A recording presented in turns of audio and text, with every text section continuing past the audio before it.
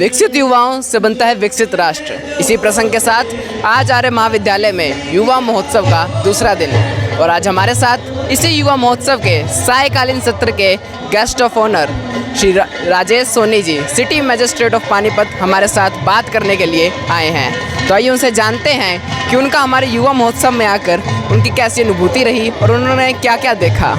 नमस्कार सर। तो सर, हमारे यहाँ 46वां युवा महोत्सव मनाया जा रहा है, तो यहाँ का प्रबंध देखकर आपको अपने जो टाइम था कॉलेज का वो याद आया होगा, तो आपको कैसा लग रहा है सर अब आप? बिल्कुल, देखिए प्रबंध व्यवस्था तो बड़ी अच्छी की हुई है। माननीय प्रिंसिपल साहब ने इतना अच्छे से मैनेज किया हुआ है सभी चीज़ों को। जो भी अलग अलग जगह पे स्टेज बनाए गए हैं, तो अलग अलग प्रोग्राम्स के लिए अलग अलग स्टेज अलग अलग तरीके से बनाए हुए हैं, ताकि जो विधा वहाँ पर दिखाई जाए वो अच्छे से लोगों को दिखाई दे और उसका जो पर्पज़ है वो पूरी तरह से पूरा हो सके। तो अभी यहाँ पर देख रहे थे सांग वाला जो प्रोग्राम चल रहा है, तो वहाँ पर बुजुर्ग लोग भी बैठे हैं, वो खुले में उसका आनंद ले रहे हैं। तो ये बड़ा अच्छा प्रोग्राम लग रहा है। अंदर जो प्रोग्राम था, जो स्टेज पे हो रहा था, वो रसिया प्रोग्राम चल रहा था। तो रसिया बड़ी बेहतरीन प्रस्तुति थी वहाँ पर कि एक जो ब्रज भाषा की, ब्रज कल्चर का जो एक प्रोग्राम है वो यहाँ पर दिखाया जा रहा था। तो काफ़ी अच्छा लगा देख करके। यहाँ की व्यवस्था बड़ी अच्छी है। यहाँ पर खाने का जो पीछे फूड कोर्ट है वो काफ़ी अच्छे सुव्यवस्थित ढंग से बच्चे ले पा रहे हैं। तो ये सारा देख के ओवरऑल पूरा मैनेजमेंट और जिस तरह से प्रोग्राम लग रहा है, जो बच्चे भी जिस तरह से प्रोत्साहित एक उत्साहित हो रखे हैं कि जी इनमें ज़्यादा से ज़्यादा प्रोग्राम में पार्टिसिपेट करें और अच्छे से प्रोग्राम कर सके, तो बड़ा अच्छा लग रहा है। पूरा मीडिया कवरेज मिल रहा है। मैं मीडिया वालों को भी देख रहा हूँ, पूरी तरह से कवरेज कर रहे हैं, तो बड़ा अच्छा प्रोग्राम है। तो सर, जैसे हमने आपका वक्तव्य सुना कि आपने गौतम बुद्ध की बात करी, जो गौतम बुद्ध जो शांति का एक माने जाते हैं, तो आजकल जो युवा का जीवन है वो बड़ा तनाव से भरा हुआ है। कभी पढ़ाई का है या किसी और चीज़ का बहुत तनाव है। सर, इससे निकलने के लिए आप क्या उपाय बताना चाहेंगे? भगवान बुद्ध की भाषा में ही फिर वो बात करते हैं। भगवान बुद्ध ने कहा था कि जी संसार 4 आर्य सत्य थे। 4 आर्य सत्य में पहला सत्य जो उन्होंने सर्च किया, जो ढूंढा, पाया, वो क्या कहते हैं कि जिस संसार दुख में है, यानी कि संसार में प्रॉब्लम्स तो हैं। ये उस टाइम में भी थी, ये आज भी हैं। वो एक राजा थे, राजा के बेटे थे, तब भी उनके सामने प्रॉब्लम थी। उससे पहले आप देख लो, राजा राम थे, उनके सामने प्रॉब्लम तो सबके सामने ही है। तो युवाओं से मेरा ये आग्रह है कि प्रॉब्लम तो हर एक के जीवन में है, चाहे आप कुछ भी किसी भी पद पे हो, किसी भी जगह पे हो। जब ये जीवन जब तक है तब तक समस्याएं तो आती रहेंगी। आपको उन समस्याओं का समाधान ढूंढना है कि किस तरह से। तो मन में शांति रखें कि कोई भी अगर जो समस्या आई है तो उसका समाधान जरूर मिलेगा।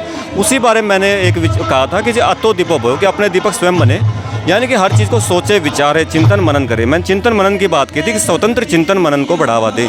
जैसे हम चिंतन मनन करेंगे तो हम उन समस्याओं का समाधान भी निश्चित रूप से पालेंगे, जो भी समस्याएं हमारे जीवन में आ रही हैं। और उन्होंने एक चीज़ और भी कही थी, भाई संसार में जो भी समस्याएं क्षणभंगुर हैं।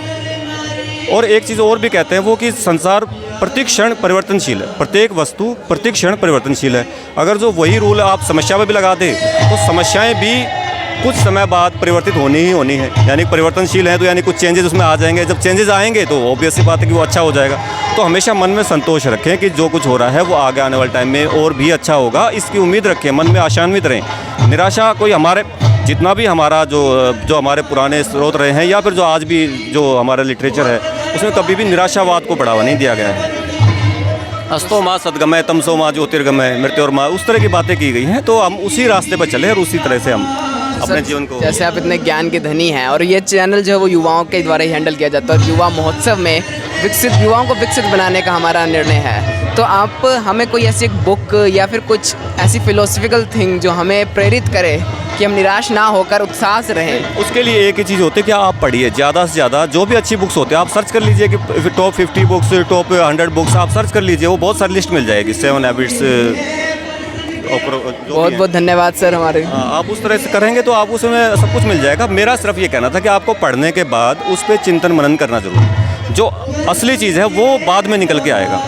वो अडॉप्ट करने में नहीं है कि उसने जो कहा जी हमने अडॉप्ट कर लिया, मैंने जो सुना वो मैंने लाइफ में अडॉप्ट कर लिया, लेकिन आपने चिंतन मनन किया ही नहीं, तो फिर इश्यू क्रिएट होगा। चिंतन मनन कीजिए उसके ऊपर, जो पढ़ा उसको सोचिए, विचार कीजिए। ये कहना था।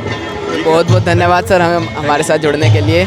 तो जैसा कि आप सभी ने देखा कि सिटी मजिस्ट्रेट राजेश सोनी ने युवाओं को प्रेरित करने के लिए गौतम बुद्ध का उदाहरण दिया, नई नई चीज़ें पढ़ने का उदाहरण दिया। उन्होंने निरपेक्ष बनने का जो उदाहरण दिया है, निरपेक्ष बनने का जो निर्णय लिया है वो बहुत ही ज़्यादा सुंदरमय है।